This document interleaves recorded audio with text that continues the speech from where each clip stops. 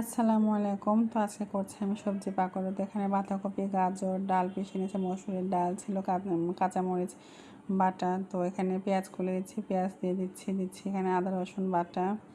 তো ওখানে হবে না, মাখাতে পারবো না, তাই বড় কড়াইয়ে নিয়ে নিয়েছি। তো এখানে হলুদ লবণ দিয়ে দিয়েছি, একটু চালের গুঁড়ো দিয়ে দিলাম, এটাকে মেখে এক সাইডে রেখে দেব।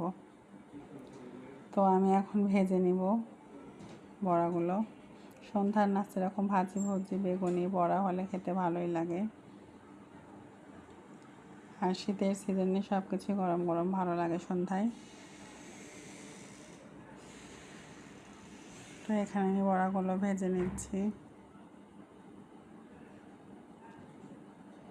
ভাজা হয়ে গিয়েছে, এটাকে মুঠে নিলাম। তো এখন ব্যাটার করছি আমি বেসনের বেগুনের। তো এখানে দিয়ে দিয়েছি চালের আটা, বেসন, গুঁড়ামরিচ, হলুদ, ডিম, আদা রসুন বাটা, এগুলো দিয়ে ভালোভাবে মেখে নিব।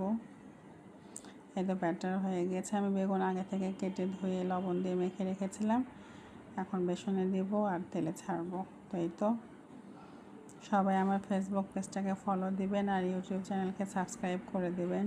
তো সবাই সুস্থ থাকেন, ভালো থাকেন। এভাবে আমি বেগুনিগুলো সব ভেজে নিচ্ছি, হয়ে গিয়েছে। ধন্যবাদ সবাইকে।